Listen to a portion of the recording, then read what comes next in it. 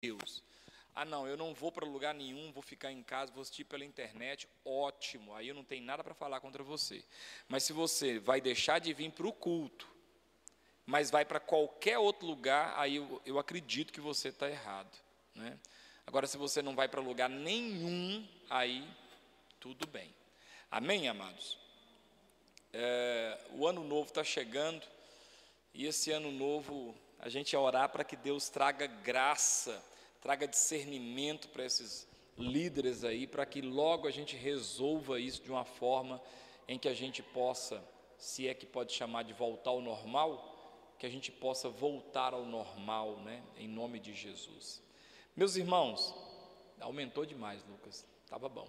Meus irmãos, no Salmo de número 14, queria que você abrisse Salmo de número 14, para a gente meditar nessa noite. Salmo 14, baixa um pouquinho, Salmo 14, nós vamos ler dois salmos, 12 versículos, vamos ler o Salmo 14 e vamos ler o Salmo 15, então abre aí, Salmo 14, e vamos fazer uma leitura e tentar entender aqui alguma coisa desses dois salmos, Salmo 14 e Salmo 15. Eu não sei se você sabe, uma curiosidade, o Salmo 14, ele é idêntico ao Salmo 53, dá um tempinho aí, olha para você ver, abre o 53 lá para vocês verem, abre o 53 lá. Então, se você olha aí, por exemplo, versículo 1 do 14 e olha o versículo 1 do 53. Olha para você ver o versículo 2 e você vai ver que eles são idênticos, eles são salmos semelhantes. O 14 e o 53 são idênticos. Nós vamos pegar o 14, que é o que nós vamos abrir aqui agora, né? E nós vamos trabalhar ele. E também o 15. O que esses salmos falam? Esses dois salmos, eles nos dão, são salmos de Davi, eles nos dão assim o retrato dos dois homens. No Salmo 14 é o homem natural, no Salmo 15 é o homem espiritual. O salmista, ele vai trabalhar o 14 na perspectiva de um homem natural, e ele vai trabalhar o 15 para a perspectiva do homem espiritual. Olha que coisa legal. Então, o 14, eu vou ler ele todo e depois a gente volta dando uma explicada. Então vamos lá no 14. Diz: o insensato no seu coração não há Deus, corrompem-se e praticam abominação, já não há quem faça o bem. Do céu olha o Senhor para os filhos dos homens, para ver se há quem entenda, se há quem busque a Deus. Todos se extraviaram e juntamente se corromperam, não há quem faça o bem, não há nenhum sequer. Acaso não entendem todos os obreiros da iniquidade, que devoram o meu povo como quem come pão, que não invocam o Senhor? Tomar-se-ão de grande pavor, porque Deus está com a linhagem do justo. Meteis a ridículo o conselho dos humildes, mas o Senhor é o seu refúgio. Tomara de Sião viesse já a salvação de Israel, quando o Senhor restaurar a sorte do seu povo, então exultará Jacó e Israel se alegrará. Esse Salmo 14, que é o primeiro que nós vamos ler, ele começa falando sobre a corrupção, a corrupção do pecador e de sua redenção. Espera só um pouquinho aqui, irmão, deixa eu atrapalhar aqui, vai lá, faz favor para mim, para você entender nossa conversa mais tarde. Então, esse Salmo 14, ele fala sobre a corrupção do pecador e sua redenção. Ele fala do homem natural, ele fala do homem como ele é, do jeito que ele está lá fora, do jeito que ele está no mundo. O Salmo 14 vai demonstrar as características de uma pessoa que não tem compromisso com Deus, de uma pessoa que não tem nenhum tipo de entendimento sobre Deus, ou que não quer ter. E ele diz algumas coisas interessantes. O versículo 1 diz: diz o insensato no seu coração. Preste atenção como que o Salmo começa. O Salmo não está negando a existência de Deus. O Salmo está dizendo que o insensato, o nécio, o insensato diz isso no coração. E o que o insensato diz no coração? Não há Deus. Corrompem-se e praticam abominação, já não há quem faça o bem. Então tudo na vida do insensato depende dessas duas palavras aqui, dessas três palavras aqui do versículo 1 da parte A. O que o insensato diz no coração? Não há Deus. A com H e acento é verbo, não existe Deus. Então é a partir dessa interpretação que a vida do insensato começa.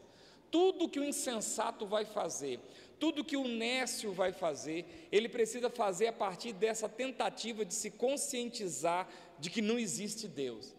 Então, a tentativa dele ele começa como que recitar um mantra: não existe Deus, não existe Deus, não existe Deus, não existe Deus. Agora estou convencido, olha, não existe Deus. E onde ele diz isso? No seu interior. Ele tenta ecoar lá dentro uma voz negando a existência de Deus. E por que ele faz isso?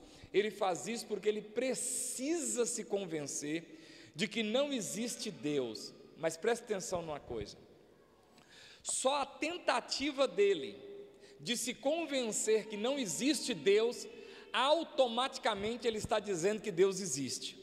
Porque você nunca tenta convencer a inexistência daquilo que não existe. Por exemplo, quantos aqui acreditam que exista lobisomem? Um ser humano que fica licantropo, dependendo da lua, ele se transforma numa licantropia e ele sai de dentro dele um animal voraz, um lobo. Quem acredita nisso? Quem acredita nisso? Quem não acredita nisso? Porque você sabe que não existe. Mas você já viu alguma conferência? Você já viu algum congresso, algum simpósio? O simpósio tem como temas assim, o tema assim, estarão reunidos nesse hotel as maiores autoridades em biologia, em anatomia do corpo humano, para comprovar a inexistência da licantropia. Não existe isso, por quê? Porque a gente já sabe que não existe. Eu não preciso ficar dizendo para mim, me convencendo toda manhã: não existe lobisomem, não existe lobisomem, porque eu já sei que não existe. Mas quando o camarada começa: não há Deus, Deus não existe, Ele não existe, e aí faz simpósio, e aí escreve livro, Deus um delírio, aí Nietzsche fala: Deus morreu, e as pessoas vão falar: não existe Deus, não existe Deus, olha, Deus não existe, porque na verdade lá no fundo, lá dentro da sua somatória de células, há um entendimento que Deus existe e não tem como negar. É por isso que o Salmo 14 começa: diz o insensato no seu coração, não há Deus. Por que ele precisa dizer que não há Deus? Porque só a partir dele entender, dele se convencer que não tem Deus, é que ele vai começar a fazer a vida dele conforme descrito no próprio versículo 1 a seguir. Então, quando ele pensa, não há Deus, ponto final, aí começa: como não há Deus, eu posso corromper e posso praticar abominação. Quem está entendendo? Porque se ele entender que tem Deus, ele não vai fazer isso. Então ele precisa se convencer, não há Deus. Aí a partir do momento que ele se convence que não há Deus, agora eu posso, a partir de agora, como não existe Deus, estou convencido que não existe Deus, então agora eu posso corromper e eu posso praticar coisas abomináveis. Eu posso deixar de fazer o bem. Preste atenção que tudo começa depois da assertiva, depois da palavra dele, depois do mantra que ele repete, depois dele tentar inculcar na cabeça dele. Tudo começa, olha, diz o insensato do seu coração: não há Deus, ponto. Já que não há Deus, corrompem-se e praticam abominação. já não há quem faça o bem. Por que já não há quem faça o bem entre eles? É válido lembrar, não há quem faça o bem entre os insensatos que dizem que não há Deus, porque tudo começa no entendimento assim, ó, não tem Deus, e se não tem Deus, eu não presto conta para ninguém, e se não tem Deus, eu não sou proibido de fazer nada, não há Deus. Aí começa, corrompe-se e pratica abominação, já não há quem faça o bem. Está entendendo como é que é importante essa questão de você ensinar para os seus filhos que existe Deus, que o Senhor existe, que Ele está vendo tudo que eles estão, porque o não acreditar nisso é que desencadeia uma quantidade de coisas atrozes. A maioria das coisas ruins que foram feitas ao longo da história da raça humana foram feitas por pessoas que não acreditavam que Deus existe e que vai cobrar delas alguma coisa. Se você pegar a história da Segunda Guerra Mundial, a maioria daquelas pessoas que lideraram aquelas nações, por exemplo, Hitler, que liderou a Alemanha contra todo mundo, e arrebentou ali aquela parte da Europa e acabou com tudo, fez uma aliança com o Japão, e o Japão foi pegando aquelas ilhas, tudo, detonando tudo e matando tudo, só não acreditando que existe Deus para fazer um negócio daquilo. Só você entendendo que não existe Deus. Quando terminaram o julgamento do Eichmann, que foi um dos generais de Hitler, que foi responsável pelas câmaras de gás, que teve a ideia e mandou matar aquele tanto de gente, no dia que ele foi enforcado, trouxeram um pastor para falar com ele sobre a palavra de Deus. Ele falou para o pastor: não acredito que exista Deus, por favor, não perca seu tempo comigo. E ele foi enforcado. É claro, ele tem que conscientizar que não existe Deus. É mais ou menos assim, eu preciso acreditar nisso, isso tem que ser uma verdade, porque se isso for verdade, eu estou perdido. Isso não pode existir Deus, porque se existir Deus, eu estou frito. Então eu prefiro acreditar no meu coração assim, ó, não existe Deus, e sobre essa bandeira da não inexistência de Deus, do ateísmo, eu vou praticar as coisas mais terríveis, eu vou praticar, como diz lá o texto, as maiores abominações, porque eu estou consciente, eu estou convencido que não existe Deus. Mas olha o versículo 2, como é que começa. O Deus que não existe, né? Do céu olha o Senhor. Quer dizer, o texto é muito lindo, porque o cara está dizendo no versículo 1, não há Deus, eu vou fazer um tanto de coisa do jeito que eu quero, eu vou estuprar, matar, roubar, eu vou pilhar, eu vou quebrar leis, eu vou oprimir o fraco, eu vou destruir o pobre, porque não há Deus. Aí o versículo 2 começa assim, ó, do céu olha o Senhor para os filhos dos homens, para ver se há quem entenda, se há quem busca a Deus. O Deus que está dito no versículo 1, na boca do Ness, que não existe, no 2 está olhando para ele. E Deus está lá de cima do céu, olha o Senhor para os filhos do homem, com um objetivo, olhando para ver se tem, se há, se existe, quem entenda, se há alguém que busque a Deus, porque entender e buscar a Deus são verbos importantes demais. Eu preciso compreender, ainda que seja de forma simples, ainda que seja de forma muito simples, mas eu tenho que compreender a palavra de Deus. No Evangelho de Mateus, quando fala da parábola do semeador, as sementes que caíram à beira do caminho são aqueles que, ouvindo a palavra, não compreendendo a palavra, ouve, mas não compreende, vem então o maligno e come, que no caso seria aquelas aves que comem a semente que foi plantada à beira do caminho. Então, se eu não compreendo, vem o maligno, vem as aves, conforme a parábola do semeador, e come aquelas sementes. Por isso que eu preciso entender. Eu estudei psicanálise, e é interessante como que a psicanálise mostra que a compreensão da sua dor e do problema que você vive é terapêutico para o seu problema. Como que você é curado de acordo com a psicanálise? A partir do momento que você entende. Enquanto você não entende, não tem cura.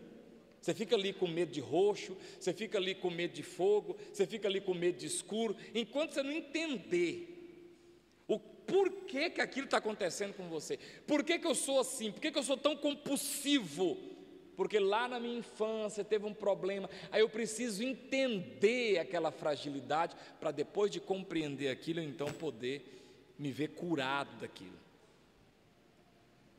Por isso que o texto vai dizer: do céu olha o Senhor para os filhos do homem, para ver se há quem entenda, se há quem busque a Deus.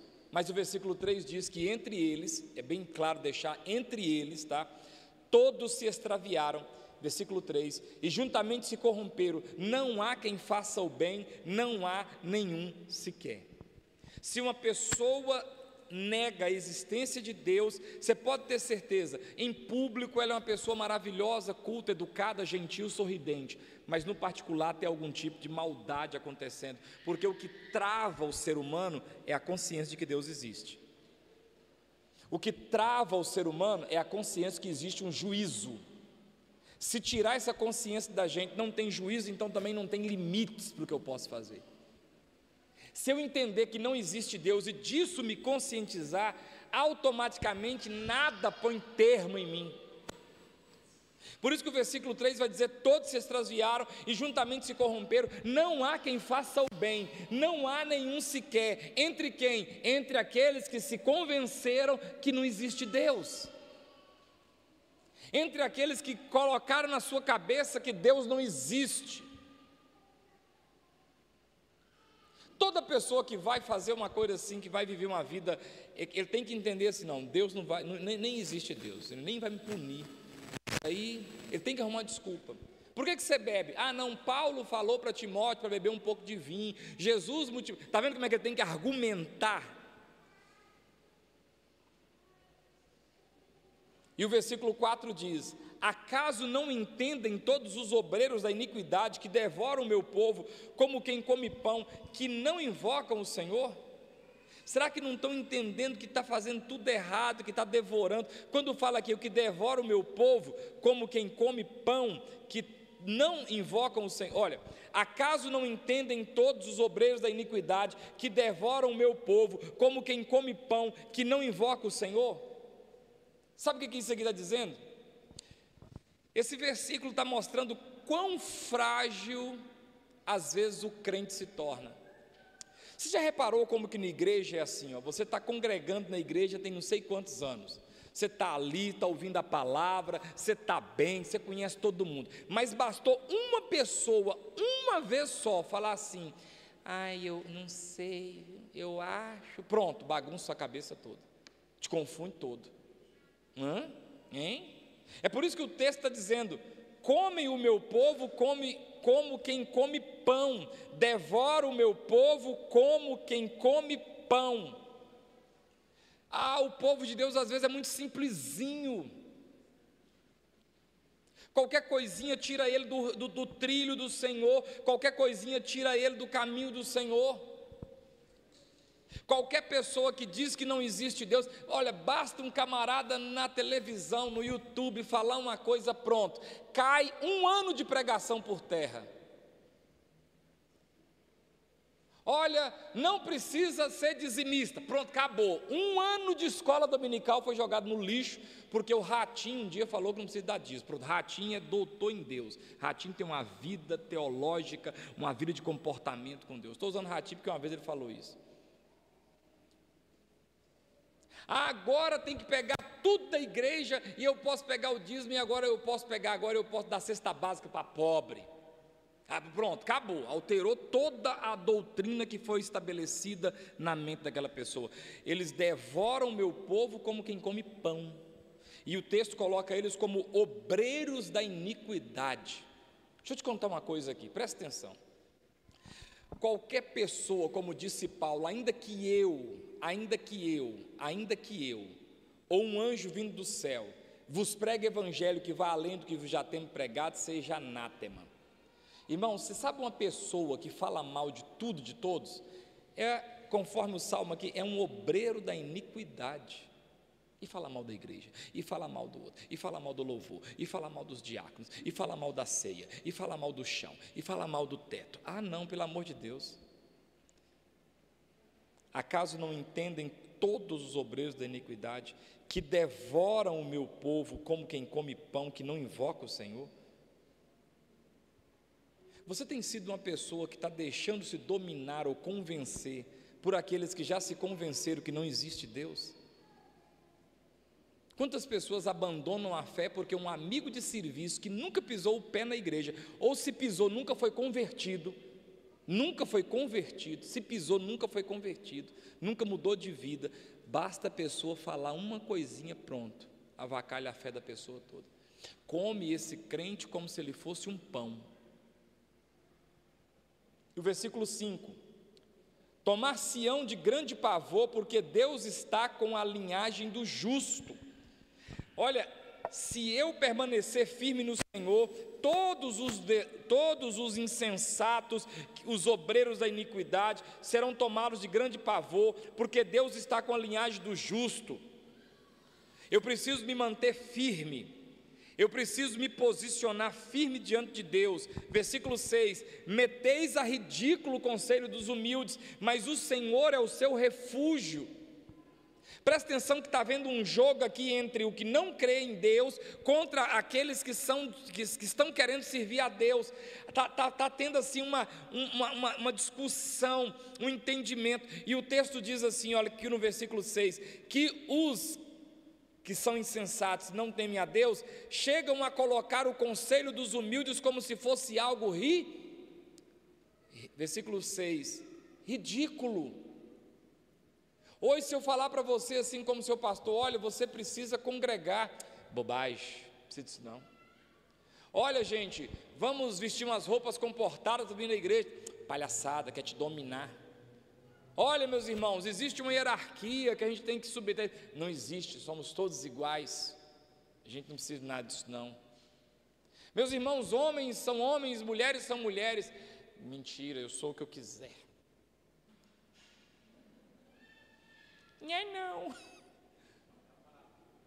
Não é não, vira parafuso para me ver aí.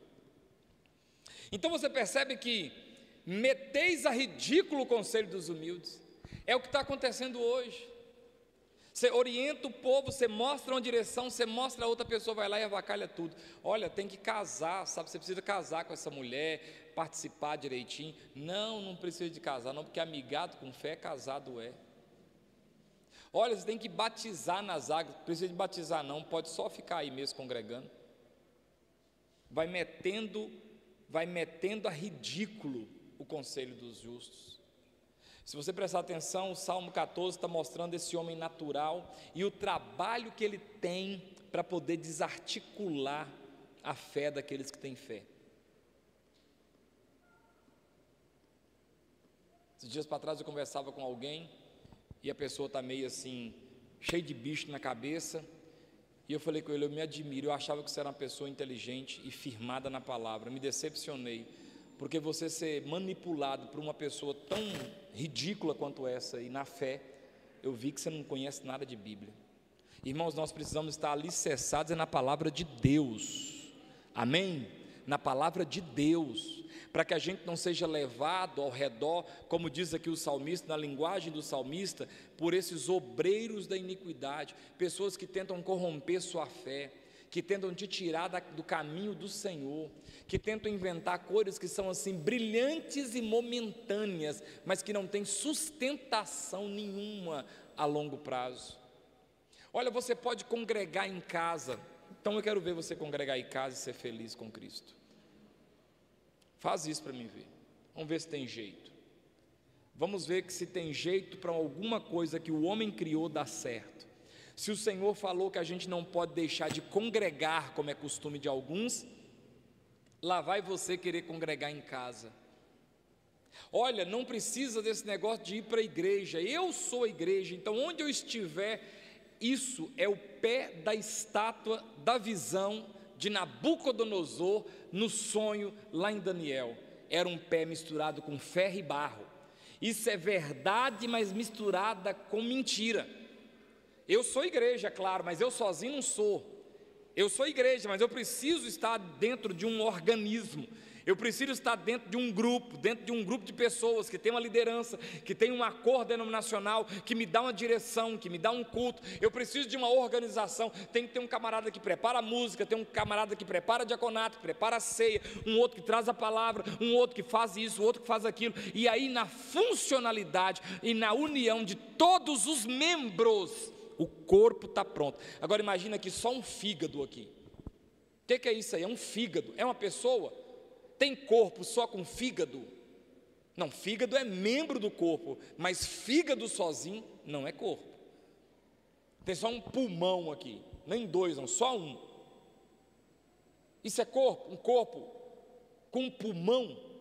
Não, o corpo tem dois, e tem fígado, e tem rins, e tem um tanto de trem que eu não sei nem falar o nome.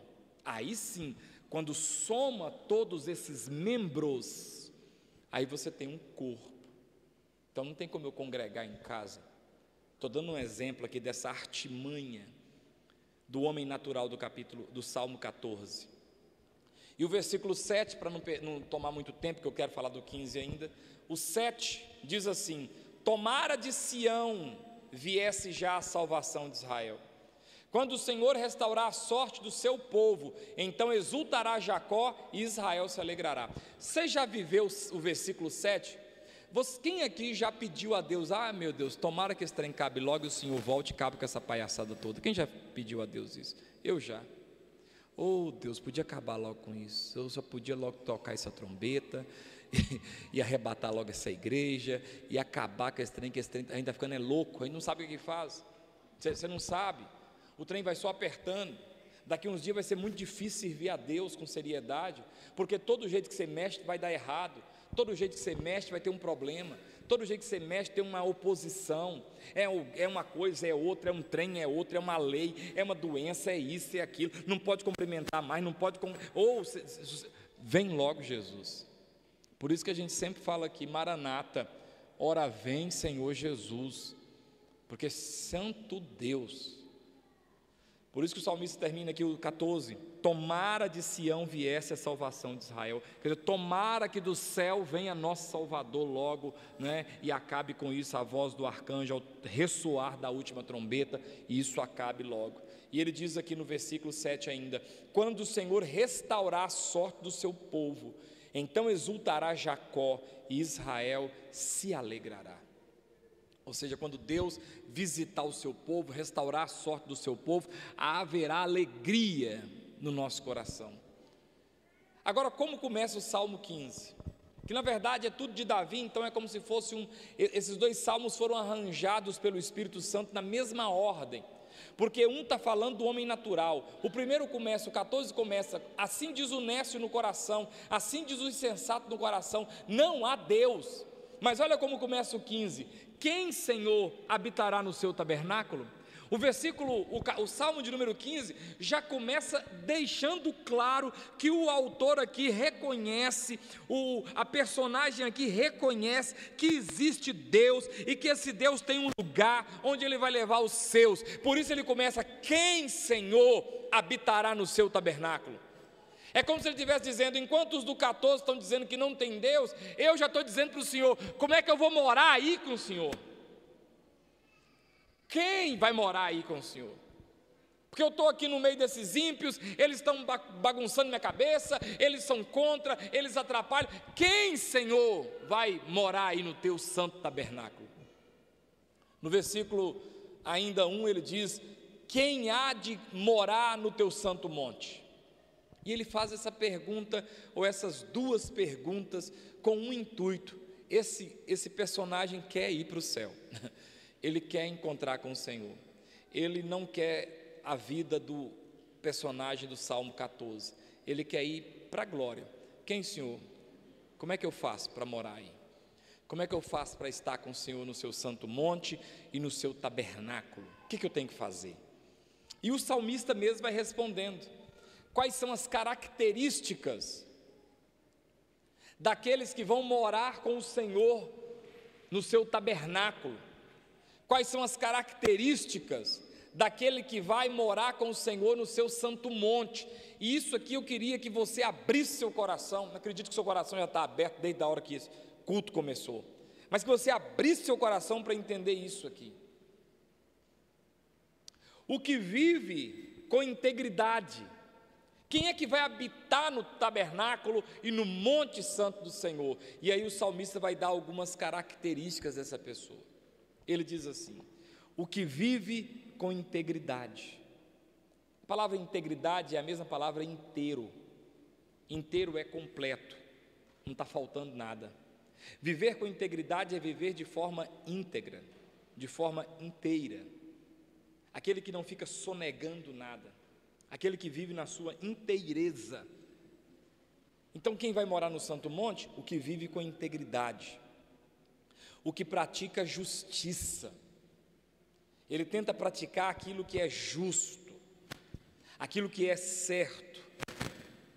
Ele tem horário de pegar no serviço, ele pega no horário que ele tem de pegar no serviço. Ele precisa trabalhar, então ele trabalha do jeito que tem que ser. Não fica com um pedaço aqui, um pedaço acolá. Então, o que vive com integridade e pratica justiça e de coração fala a verdade.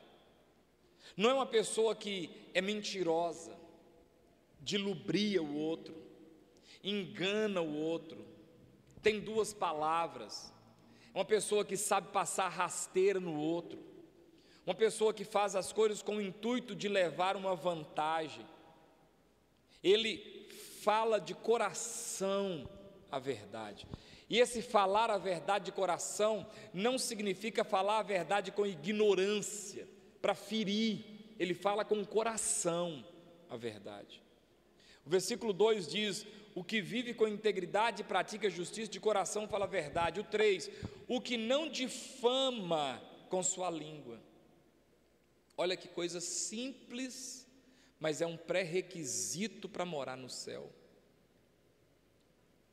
Então, quando eu fico difamando a vida do irmão, a vida da irmã, o casal, e eu tripudio, e eu falo, e eu levo, e eu busco, e eu deduzo, e eu faço deduções das mais demoníacas possíveis, geralmente deduções envolvendo desonestidade, envolvendo questões da área sexual. Geralmente as minhas deduções são assim, depreciando o outro. Fulano, com certeza, não tá, eu acho que está até grávida, não sei, será? E aí passa-se 9 meses e a irmã só tinha banha na barriga, mas a língua chicoteou e tripudiou a vida do outro. Mas o texto diz que a pessoa que não difama com a sua língua vai morar com o Senhor. O antônimo sendo aplicado pode ser aplicado também na resposta. Quem difama os outros com a língua não vai morar com o Senhor. Por isso o salmista vai dizer: o que não difama com a sua língua, o que não fica tripudiando o outro, falando mal da vida do outro, sabe, e vai daqui, vai dali, e conversa. Eu tenho muito medo de gente que gosta de falar mal dos outros, porque essas pessoas, elas falam mal dos outros para você, e com certeza vão falar mal de você para os outros. Eu tento evitar ao máximo ficar tripudiando. Eu não quero saber da vida dos outros. Eu não estou dando conta da minha vida. Tenho que perder uns pesos, até agora não consegui. Eu não estou dando conta da minha vida. Então, eu vou ficar cuidando da vida dos outros. Porque eu acho aquele casal, porque aquela irmã, porque aquele irmão, porque eu vi, porque aquilo, porque aquilo, porque tem aquela pessoa. Menina, é para nós orar. E ele continua: não faz mal ao próximo. Você tem sido uma pessoa lá no seu serviço como? Lá no serviço você tem puxado o tapete dos outros? Você tem sido um caguete, um linguarudo? Alguém que puxa o tapete do outro para ver se o outro... Sabia, irmãos, que tem gente que ele faz maldade com prazer? Inclusive, na psicologia isso chama perversidade, e eu não sei se você sabe, a perversidade não tem cura. A pessoa perversa, ela é perversa para sempre. Por isso que uma pessoa perversa não precisa de falar assim: eu vou reatar com você de novo, vou tornar a ter amizade com você de novo. Não adianta, ele continuará sendo perverso com você. O pessoal pedala aí nesses matos aí.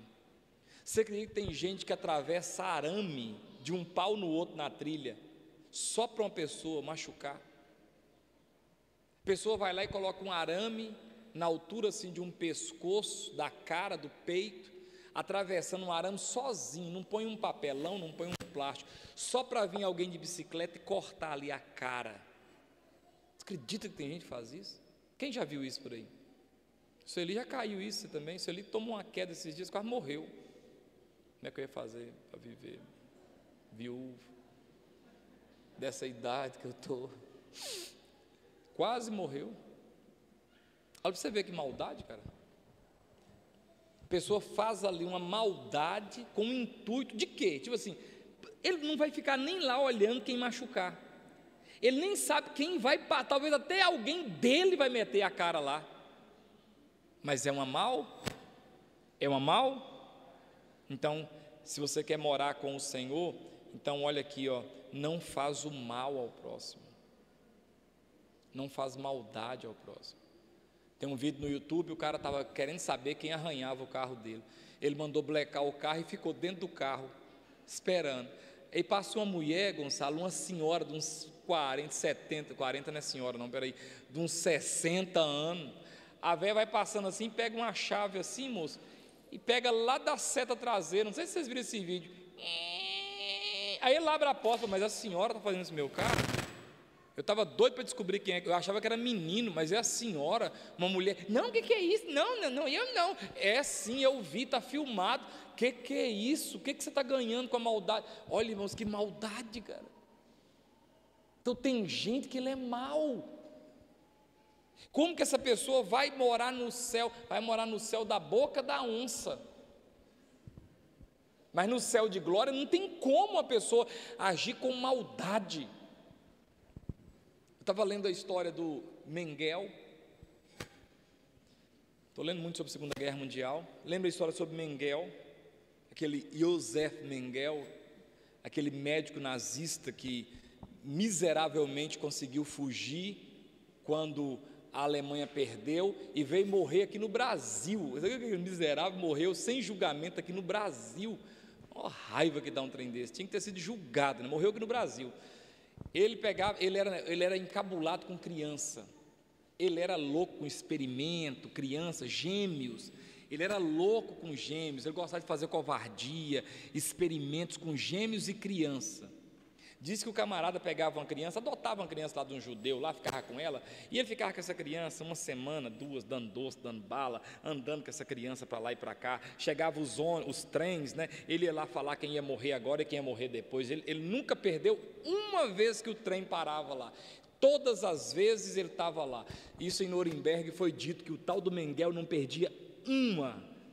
O ônibus descia, estava lá Mengele para ver quem é que vai para a esquerda, quem vai para a direita, quem morre hoje, quem morre daqui a uma semana. E ele tinha um negócio com a criança, estava com a criança, um tirinzinho com a criança, para lá e para cá. Aí de vez em quando, assim, do nada, assim, ele pegava o menino e jogava no forno, assim, bup! O cara ficava de tirinzinho com a criança, agora pegava o menino, bup! Jogava dentro do fogo. Mas por que? Não, cansei desse, vou pegar outro. Deixa eu ler para vocês aqui. Não faz o mal ao seu próximo. Tem gente que faz o mal ao seu próximo. Por quê? Tipo Mengele jogando menino. Não pega nenhum tipo de empatia.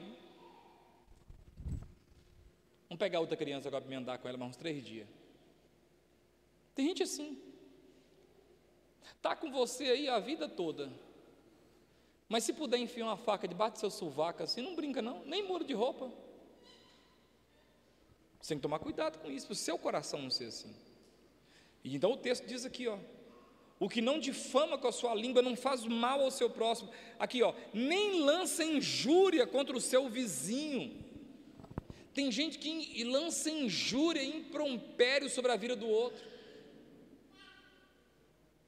Irmãos, Nesse tempo que nós estamos vivendo, de gente fragilizada emocionalmente falando, a gente precisa tomar muito cuidado com injúria, porque às vezes nós podemos fazer a pessoa tomar uma atitude tão ruim com ela mesma, que depois a gente vai ficar arrependido de ter feito aquilo, de ter falado aquilo, lançado aquela injúria.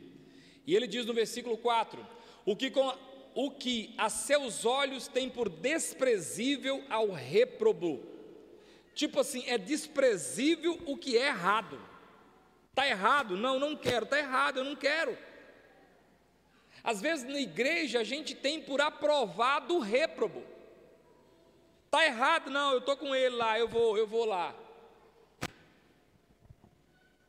Não, tá de boa. Não está de boa não.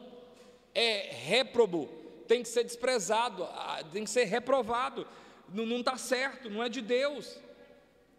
Estou falando aqui de gente espiritual que quer morar no céu. O que a seus olhos tem o desprezível ao réprobo. É reprovado, então é desprezível. Não quero, não posso, não está certo, não vou querer, não vou abraçar esse negócio. É réprobo. E aí diz aqui, mas honra aos que temem ao Senhor. Eu tenho que reprovar o réprobo e honrar quem teme ao Senhor. Sabe quem eu preciso honrar, quem eu preciso, dar glória a Deus pela vida dele, apertar a mão, dizer glória a Deus por sua vida? Aquele que serve o Senhor. Ao invés de eu criticar aquele que está trabalhando na obra de Deus, eu tenho que somar força com ele, porque ele está fazendo algo. Ao invés de eu criticar uma menina que está aqui no louvor, que às vezes errou numa música, um rapaz está ali que tocou, às vezes errou uma nota, nossa, não, eu deveria falar, glória a Deus tem você aí. Porque sem você aí, como é que ia fazer? Eu não sei tocar e nem quero aprender a tocar. Então eu preciso ter por desprezível aquilo que é reprovável, e eu tenho que honrar aqueles que temem ao Senhor. Sabia que tem muito pastor dando neura, ficando doido, doente, adoecido, até alguns que suicidam? Sabe por quê? Não é a desculpa, mas é uma explicação. Cara, você não recebe às vezes um telefonema para perguntar assim, como é que você está? Você, não quero saber de igreja, não quero te contar problema, é você. A gente precisa fazer isso, sabia? Crente usa um versículo totalmente equivocado, aquele texto que diz que a gente precisa, não pode, tipo assim, o texto é certo, a interpretação é que está errada. Ao Senhor pertence a glória, só a Ele eu darei. Pronto, aí eu pego isso e eu tiro reconhecimento, eu tiro gratidão, eu tiro tudo, a honra, a glória, ao Senhor darás a glória, pronto. Cara, mas ao Senhor tem que ser a glória mesmo, mas o reconhecimento às pessoas. Por isso que Paulo vai dizer, a quem honra, honra. Ele não está falando do Senhor, ele está falando de gente. A quem honra, honra. Ele fala, a quem tributo, tributo. A quem respeito, respeito.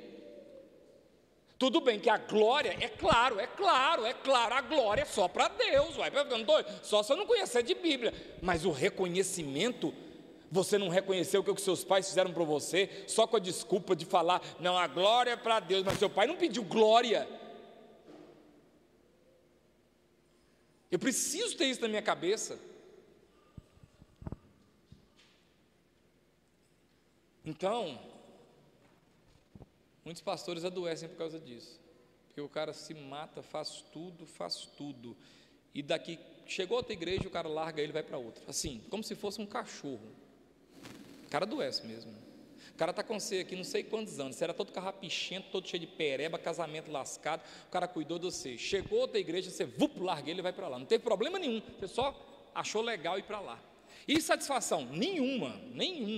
É um cachorro, acha defeito, saí daquela igreja porque pastor Vinícius, o tempo, porque ele mudou muito. É lógico que eu mudei, estou com 43 anos, mudei mesmo, é lógico, se eu não tivesse mudado. Deixa eu te contar uma coisa, só não muda quem morreu, quem está vivo tem que mudar. Gato, você tem que mudar, senão você adoece.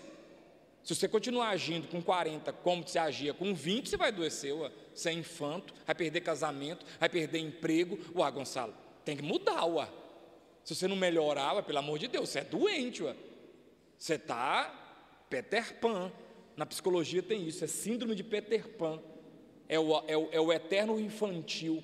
Por isso você vê homem grandão, homem zarrão, já pai de família, agindo infantilmente falando, deixando de colocar sustento na casa para comprar uma chuteira nova. Isso é Peter Pan, nunca saiu da terra do nunca, está lá procurando o Capitão Gancho até hoje.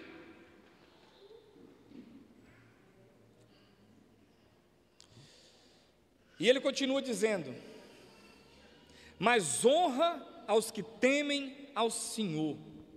Você precisa aprender a honrar aos que temem ao Senhor. Amém ou não amém? Honrar, amar sua casa, amar sua igreja, amar seus diáconos, amar o ministério de louvor. Ai, ministério de louvor bacana é o da Lagoinha. Não, o ministério bacana é o nosso. Diaconato bacana é o que nós temos aqui. E está cheio de gente fora de Lagoa da Prata, louco para ter o que a gente tem aqui, e a gente tem aqui e valoriza o outro. Olha que coisa esquisita.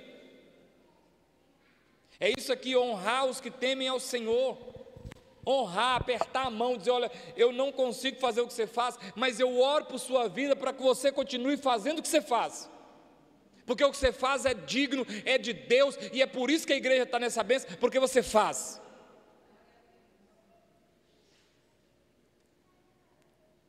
A gente precisa fazer isso, honrar os que servem ao Senhor. E ele diz aqui ainda: o que jura com dano próprio não se retrata. Ou seja, ele deu sua palavra, e mesmo que ele tenha prejuízo, ele não volta atrás na palavra que deu. Não é ignorância, é honrar, é honradez.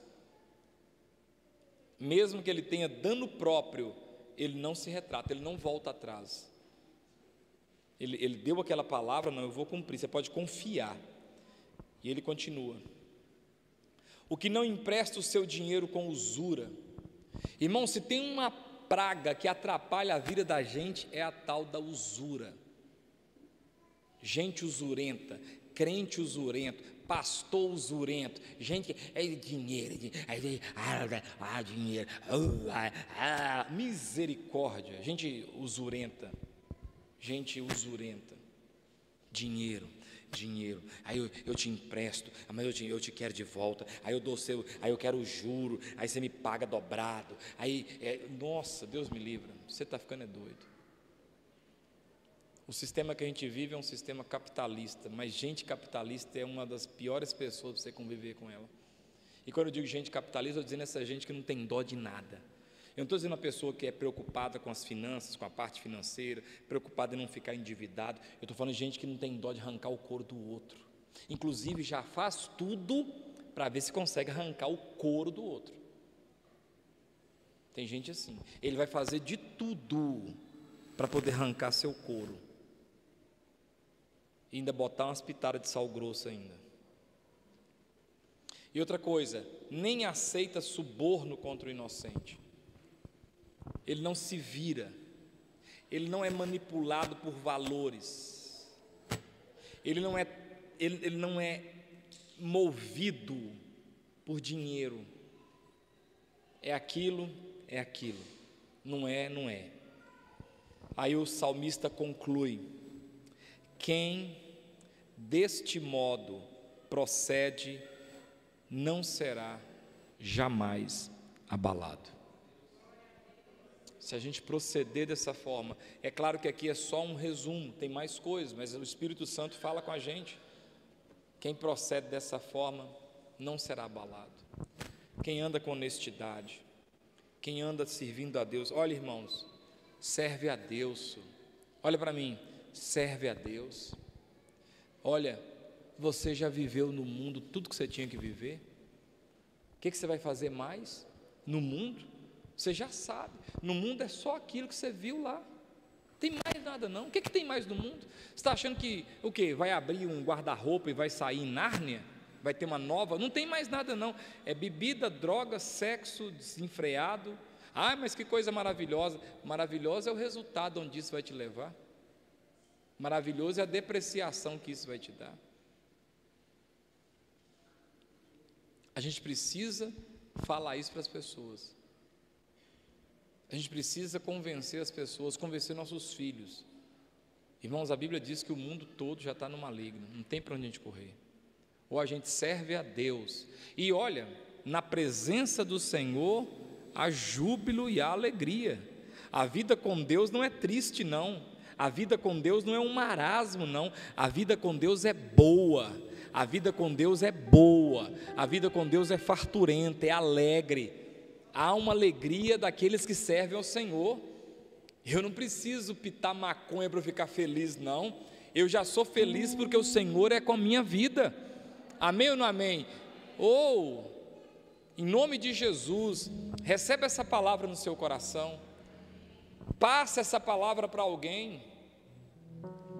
Às vezes você está vendo alguém aí. Esses dias eu passei, estava com o pastor Ravani, eu passei e vi um irmão, um copinho de cerveja, assim, todo num botequinho, cheio de graça. Aí eu passei, uma garrafinha, eu falei, volta lá para mim, para ele me ver que eu vi ele. Eu quero que ele me olhe, eu quero mirar nos olhos dele.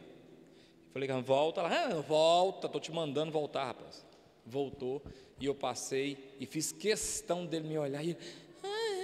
Aí eu peguei e mandei um áudio: fulano, eu não desisto de você.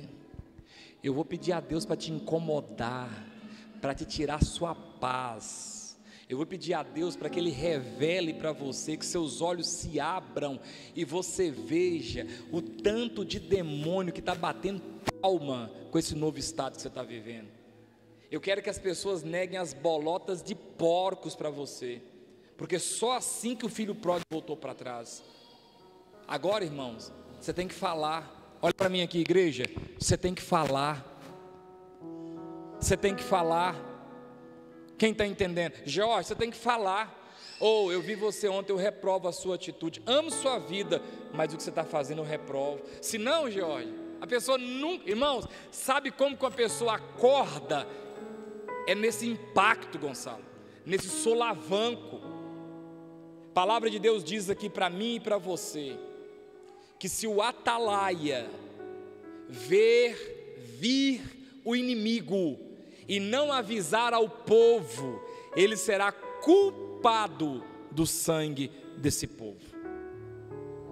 Então, quando você vê um crente saindo aqui do Salmo 15 e entrando no 14, porque para fazer isso aqui, você tem que ficar no 14, não há Deus. Porque se você entender que existe Deus, Edilane, você entender que Deus vai cobrar de você, que os olhos do Senhor estão como chamas de fogo em você, você não consegue não. Você não consegue não. O problema é que parece que não tem Deus. Aí o Salmo 14 diz honesto no seu coração, não tem Deus. Aí porque não tem Deus, vou fazer tudo. E eu tenho que estar sempre lembrando para um e para outro, tem Deus, viu? E Ele é juiz, e Ele julga, e Ele está na sua cola. E se eu fosse você, eu me arrependia antes que Ele levante com a ira dele contra a sua vida. Não, o tempo é da graça. Ananias e Safira morreu no Antigo Testamento ou no Novo? Herodes morreu comido de bicho no Antigo Testamento ou no Novo? Me explica.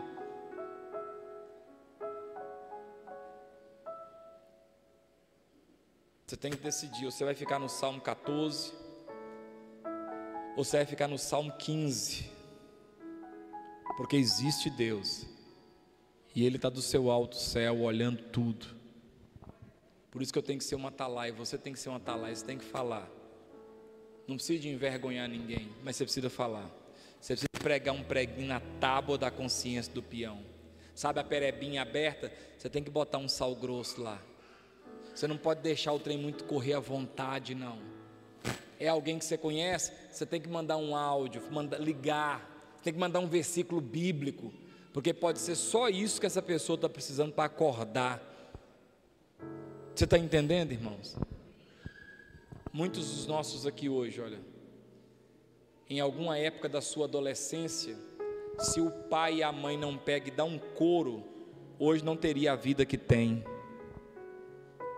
Muitos de nós, em algum momento da nossa adolescência, inventou algum tipo de moda, mas aí tinha uma mãe presente, com a vara boa, e botou a gente de novo na linha, e umas 2 varadas que deu, a gente, opa, largou os amigos maconheiros, os amigos porqueira que tinha, largou os ladrãozinhos que a gente vivia com eles, Zé Droguinha da vida, e opa, aprumou a cabeça de novo, porque se ficar passando a mão na cabeça o tempo todo, se a gente ficar largando para lá, sabe, as pessoas vão para o inferno, achando que não existe Deus.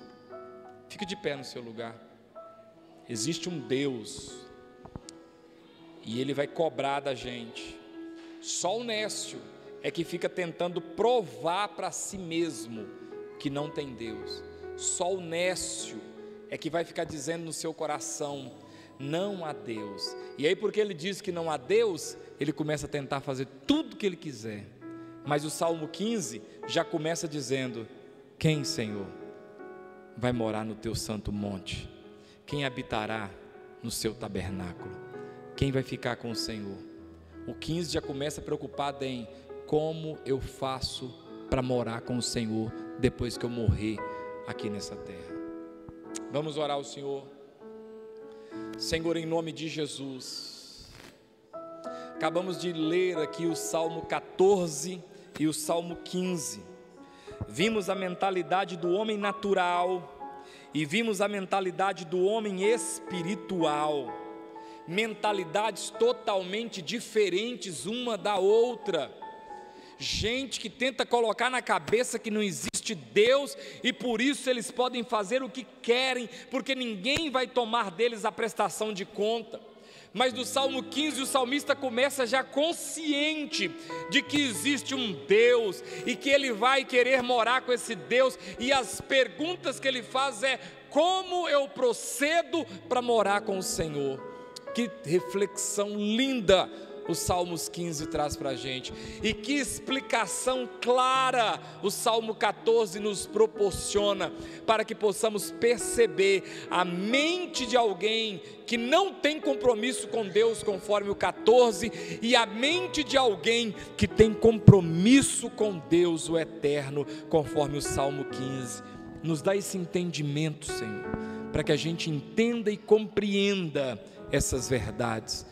É a oração que nós fazemos ao Senhor nessa noite, e nós fazemos ela em o nome de Jesus Cristo, amém. Você pode levantar suas mãos aos céus.